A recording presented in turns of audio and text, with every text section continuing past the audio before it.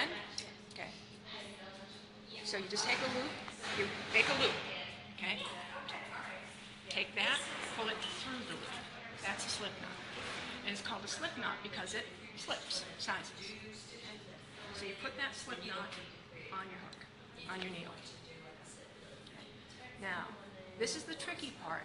This row and the next row are the two hardest rows you have. Because you're going to want to, nature is going to make you want to make it really loose or really tight. You want somewhere in the middle. You're going to take this, you're going to wrap it around. See that loop right there? It's just another slip knot. See that loop right there? That's just another slip knot. Okay? See that loop right there? That's just another slip knot. That's all you're doing.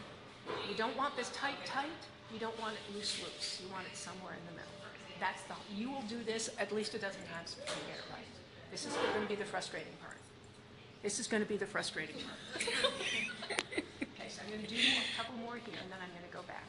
So if it just loosely fits on that, that's perfect? You should be able to do this with it. Okay. And you should not see big hanging downs, except for this one. Okay? Then you grab your other needle. I'm going to show you what's known as the American style of knitting. You'll see some people do the European style.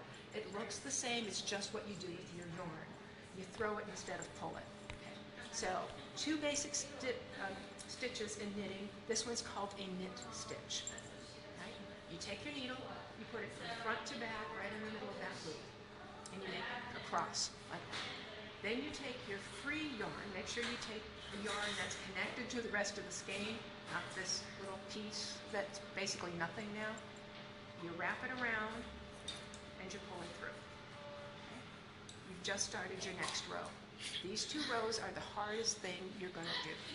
Okay? You're going to take this needle, stick it through that loop, make a cross, yarn around between those needles, pull it through. Okay? Again. Okay? You guys tell me what I'm doing. Okay? I'm your client, you instruct me. What am I doing with my right hand needle? Take it. Okay. Which way? Front to back, back to front. Front to back. Front to back. So I'm sticking it through there. Make a cross. What do I do next? Put the yarn over the... In between the crosses. Uh-huh. Okay. What And do then I do pull next? out. Pull out. Pull through, and then go in. Okay. Okay. Tell me again. All right, you're going to go in. We just lost somebody to that. Okay. So what am I doing with my Put right the hand? point in front to back on that, Do I put it here? under that. There you go. You got it. Make Okay. a cross. Make a cross. Put the yarn between the... Crosses. And then pull out and under. Yeah, in. There you go. Yeah. How are you pulling it? You're not pulling it straight down. It looks like you're going in a... Yeah, that's a good idea. Okay. Take this. Make a cross. Fold it around. Pull it through. So you went back, and it looks like you're back in. Yeah. Okay.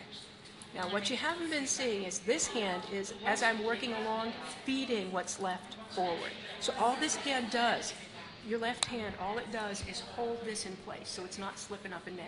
And it's as one stitch is moved from your left to your right needle, this hand inches the other ones forward. Okay? This, by the way, like I said, is American knitting. It was considered the vulgar form of knitting back in the mid-1800s because the lady took her arm and whipped it around, and that was not genteel. I don't European knit very well, but it looks something like this. So now I'm going to know how a beginner feels every time I do this. You hold everything over here,